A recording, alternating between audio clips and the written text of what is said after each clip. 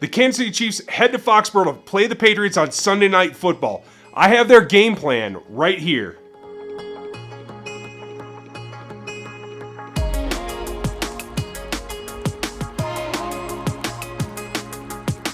Welcome back to RGR Football. I'm Ryan. This is my thing where I'm talking about the NFL and the Chiefs and the AFC West. This is me going rogue, my opinions, my analysis all day long. This is going to be a huge game. This is kind of the mid part of a roll where they have to play a bunch of teams that are really, at this point in the season, looking more and more like they are the bulk of this schedule that can give these Chiefs some fits. They have a couple things working against them. We're going to talk about that in a minute. If you're an old friend, thanks for coming back. I appreciate how much you guys are enjoying these videos and you keep coming back for more.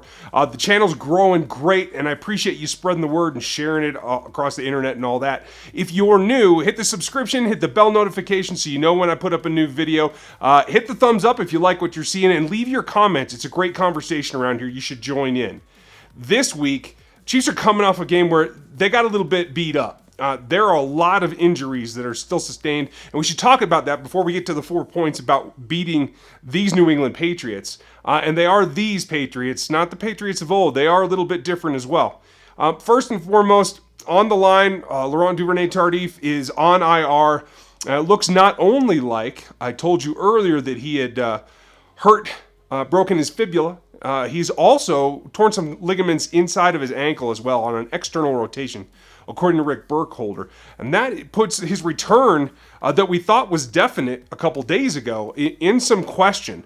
Don't know if he's going to be able to get back or when he will. That leaves the whole IR thing up for grabs as well, because Armani Watts went on it as well. Another major injury. On top of Eric Murray being out, who's filling in for Eric Berry being out, we're down to Jordan Lucas. Looks like he's probably going to start against the Patriots. And if he does, he's going to be part of point number 4 that we're going to have to pay attention to. It does give you a little bit of question about Dan Sorensen, who was back at practice this week. Not practicing, but he was present. Don't know what that means. He might be just back in town for an evaluation, and we'll have to find out what the actual prognosis is for not only his healing, but his return. We will have that pretty soon. And we'll get to that in another video when we know something. So what we need to get to is the 4 things the Chiefs need to do to go out to the East Coast, a primetime game, and win on Sunday Night Football. And it breaks down to a couple of categories. We'll start on offense. The Patrick Mahomes thing started out hot, has been kind of cooled off the last couple of weeks after some solid defenses and a little bit of, finally threw an interception, a couple of mistakes. But between the conditions, playing the best 2 defenses in the league in terms of pass rush, I think we can give him a break. But now he faces a defense that's going to be a little bit different.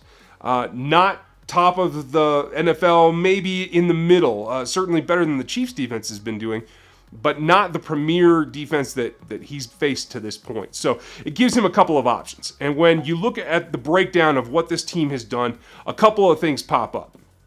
And that is, you need to attack this Patriots team with the best tight end in the league, and that is Travis Kelce. He has surpassed Gronkowski as the number 1.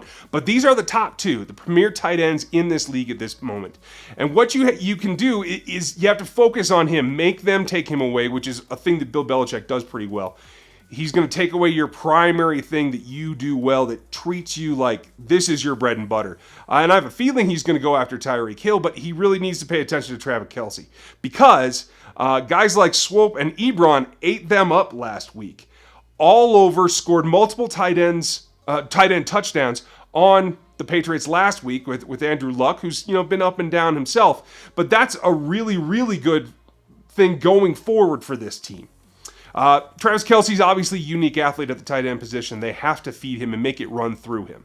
Secondarily, not only have they done a poor job against tight ends, but while they've been strong against second and third wide receivers, they have been, right now, according to Football Outsiders, they are 29th in the league defending the primary receiver, the number 1. And that's going to be Tyreek Hill. And I have a feeling Belichick's game plan is going to be to double him and maybe look to bracket Kelce as well, the 2 of them, when that leaves options. You got to try to send the ball through Tyreek Hill until they stop it. If they have him doubled the whole time and he just can't seem to break loose, then you can come off to secondaries like Sammy Watkins, who I think actually has a great chance to have a big game in this one because of his body type, because of the way he plays. He can match up physically with any of the DBs on the Patriots roster, and I think if it breaks down to that point, Kelce and Watkins, I think, have great matchups, but I think Tyreek Hill still has to be the focus when you're talking about the outside receivers. Number 2, the Chiefs can make some yardage running the ball. This team is not the greatest middle of the road again against the run, and there are particular places where they can run well. We've seen in the past teams have had success running on the inside against over the right guard because of the defender Malcolm Brown, who is their starting nose tackle but does not play the ball well. They get a lot of yardage inside on that right side. And then the opposite, outside to the left, there's been a lot of success by different running backs going against this Patriots defense. So that's something to keep an eye on. They need to try and pepper the run in. Obviously, Kareem Hunt had a great first outing against the Patriots last season, and look for him to become a mainstay, maybe not right away, but hopefully the Chiefs get out to a lead and then they can lean on him a little bit. Those are the 2 things on offense. Now, number 3, on defense.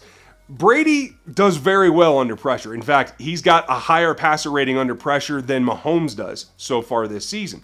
So this is an opportune time for some of those injuries like that to Justin Houston, who we still don't know if he's going to be able to play at all, let alone be 100%.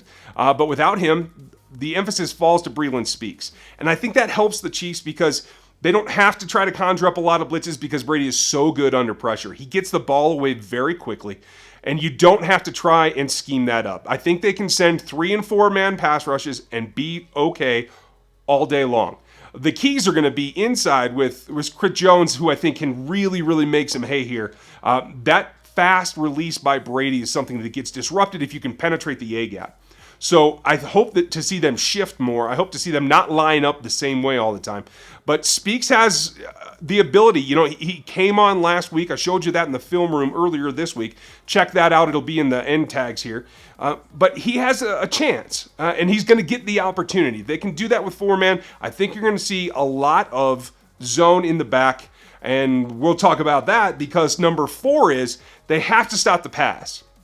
But they have to do it in a way that protects the safeties because it looks like Jordan Lucas is going to start this game. With Eric Murray not practicing this week, Eric Berry's still out, Sorensen's still out. Now it's down to Armani Watts going on IR, and you have Lucas with Ron Parker. And that's something it'll work, but you have to protect it.